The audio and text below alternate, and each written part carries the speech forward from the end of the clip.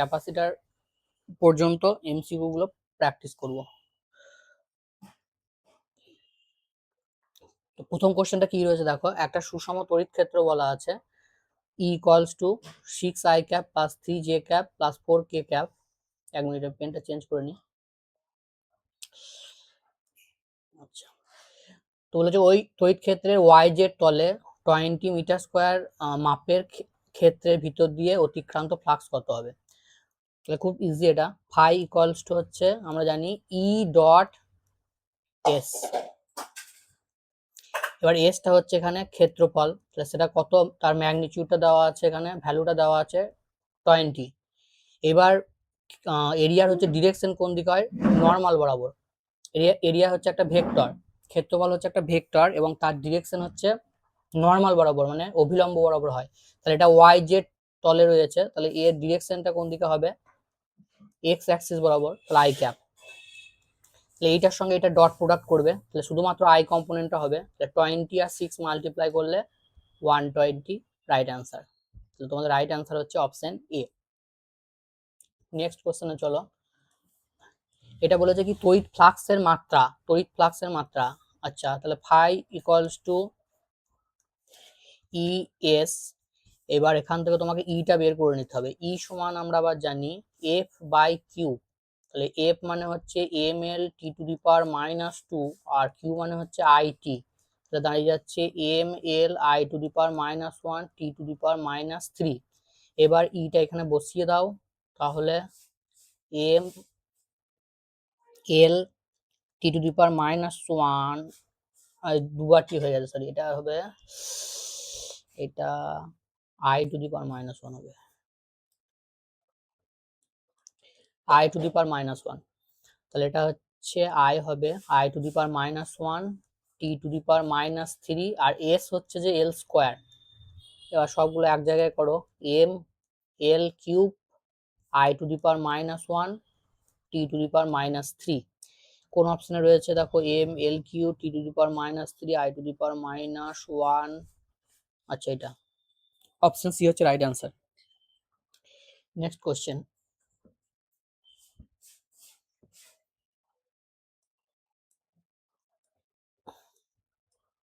আচ্ছা, এই কোশ্চেনটা বলেছে একটা তড়িৎ দ্বিমেরুর অক্ষীয় অবস্থানে রাখা একটি আধানের উপর এফ বল প্রযুক্ত হয়, দূরত্ব দ্বিগুণ করলে বল কত হবে।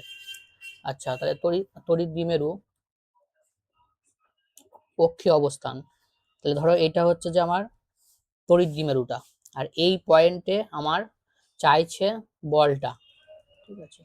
তাহলে আমরা জানি যে তড়িৎ দ্বিমেরুর অক্ষীয় অবস্থানে কোনো বিন্দুতে তড়িৎ ক্ষেত্রের মান সেটা কত হয়, 1/4 pi epsilon 0 2p by R cube.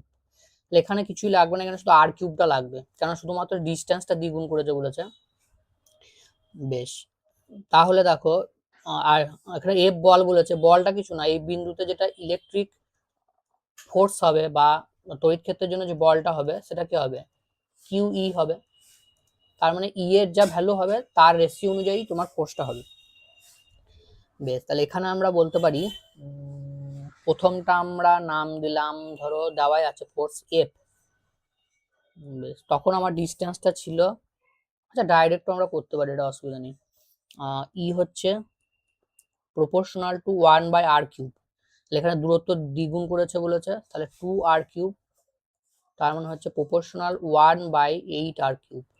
তাহলে 1/r কিউবটা হচ্ছে তোমার আগের ফোর্স ছিল f/8। তাহলে রাইট অ্যান্সার হচ্ছে তোমার f/8। রেশিও করে করা যায়, এবার প্রপোর্শনাল থেকে করলে তোমার তাড়াতাড়ি হবে, ঠিক আছে। বেশ, নেক্সট কোশ্চেন চলো। নেক্সট কোশ্চেন হচ্ছে কি বলেছে, এটা বলেছে তুল্য ধারকত্ব কত এ আর বি বিন্দুর মধ্যে। আচ্ছা, এইটা একটা ক্যাপাসিটার, এ একটা ক্যাপাসিটার, এ একটা ক্যাপাসিটার লাগানো আছে, প্রত্যেকটার মান হচ্ছে সি করে, তোমাকে এ আর বি এর মধ্যে তুল্য ধারকত্ব বের করতে হবে, মানে ইকুইভ্যালেন্ট ক্যাপাসিট্যান্স। তাহলে এটা কিভাবে করবে, আমি কি বলেছিলাম যে যদি তার দিয়ে জোড়া থাকে সেটা হচ্ছে যে সেম পোটেনশিয়াল, তাহলে এই পয়েন্টটা আর এই পয়েন্টটা হচ্ছে আমার সেম পয়েন্ট, তাহলে এটা এ পয়েন্ট আমরা লিখতে পারি। আবার দেখো এই পয়েন্টটা আর এই পয়েন্টটা হচ্ছে সেম পয়েন্ট, তাহলে এটা বি পয়েন্ট লিখতে পারি। তাহলে এ আর বি, এ আর বি এদের মধ্যে দেখো এই একটা ক্যাপাসিটর লাগানো আছে, লাগিয়ে দাও। আবার দেখো এ আর বি এর মধ্যে এটাও লাগানো আছে, লাগিয়ে দাও। আর এই দুটোর মধ্যেও লাগানো আছে, তাহলে এটাও লাগিয়ে দাও। তাহলে তিনটে কি হয়ে গেল, প্যারালালে হয়ে গেল। তাহলে তিনটে প্যারালালে যদি সি থাকে তাহলে ইকুইভ্যালেন্ট ক্যাপাসিট্যান্স কত হবে, 3C। প্যারালালে কি হয়, অ্যাড হয়, যোগ হয়। তারপরে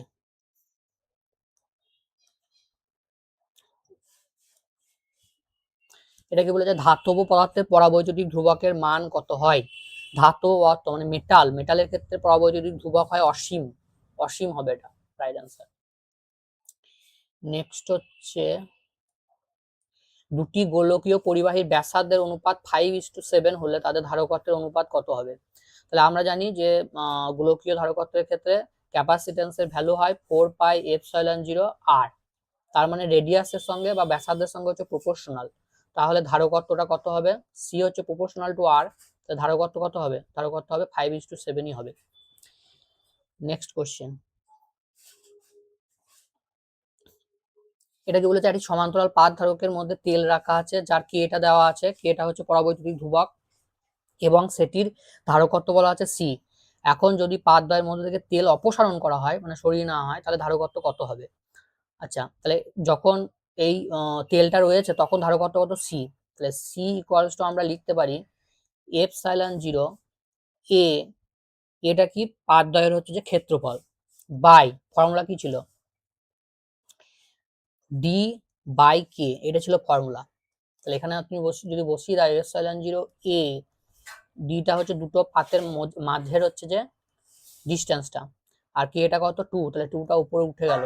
তাহলে এইটা তেল রাখা অবস্থায় হচ্ছে তোমার ধারকত্ব। এখন আমরা তেল সরিয়ে দিয়েছি, তাহলে তেল সরিয়ে দিলে ধরলাম নতুন ক্যাপাসিট্যান্সটা হলো সি প্রাইম, তাহলে সেটার ভ্যালু কত হবে, তাহলে এখন এআর হয়ে গেছে, তাহলে সেটা হয়ে যাবে ε0 এ বাই ডি। তাহলে এখান থেকে ε0 এ বাই ডি এর ভ্যালুটা বের করে নিলে কত হবে, এই 2টাকে এদিকে নিয়ে চলে এসো, তাহলে সি বাই 2 হচ্ছে রাইট অ্যান্সার, অপশন ডি হচ্ছে রাইট অ্যান্সার। তারপরে হচ্ছে এই কোশ্চেনটা বলেছে ধারকত্ব এবং বিভব প্রভেদের মধ্যে সঠিক লেখচিত্র বা গ্রাফ কোনটি। আচ্ছা, আমরা জানি কিউ ইকুয়ালস টু সিভি, এটা ক্লাসে বলেছিলাম যে এই রিলেশনটা থাকলেও এখানে কিন্তু ক্যাপাসিট্যান্স বা ধারকত্ব কিউ বা ভি দুজনের উপরই ডিপেন্ড করে না, দুজনের উপরই ডিপেন্ড করে না। তাহলে ডিপেন্ড যদি না করে তুমি সি বাড়াও কমাও তাতে ভি বাড়াও কমাও তাতে সি এর কিছু এসে যায় না, ঠিক আছে, কারণ সি ভ্যালুটা হচ্ছে তোমার কার কার উপর ডিপেন্ড করে, তার আকৃতি, ঠিক আছে, আকার বা আকৃতি, আর হচ্ছে যে পারিপার্শ্বিক যে মাধ্যম রয়েছে তার উপর ডিপেন্ড করবে।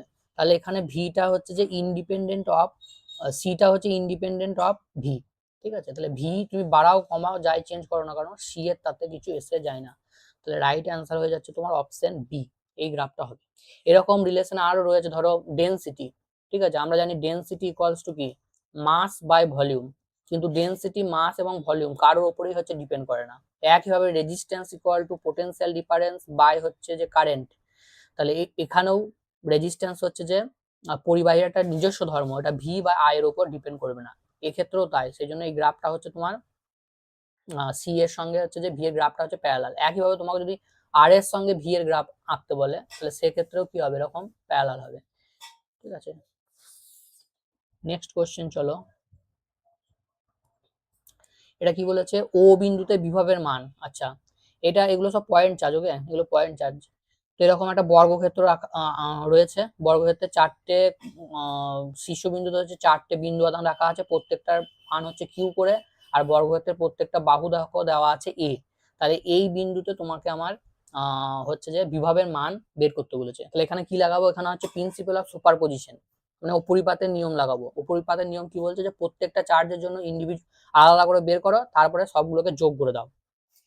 তাহলে ধরো এইখান থেকে এইটা একটা বিন্দু আদানের জন্য কত হয়, কিউ বাই 4πε0 আর আরটা হচ্ছে যে এইখান থেকে এই দূরত্বটা। এবার এইটা যদি এ হয়, এটা যদি এ হয় তাহলে এটা অতিভুজ, তাহলে এই অতিভুজের টোটালটা কত হবে, টোটাল অতিভুজটা হবে টু a স্কোয়ার, ঠিক আছে, তার মানে a√2 আর এইখান থেকে এটা হাফ হবে, টোটালটার হচ্ছে অর্ধেক হবে এটা, তাহলে বাই 2 করে দিলে এইটুকু হয়ে যাচ্ছে a বাই রুট টু। তাহলে একটার জন্য তোমার হবে Q by 4 pi epsilon 0 a by root two. Root টুটাকে আমরা উপরে তুলে নিই, এটা হচ্ছে একটার জন্য।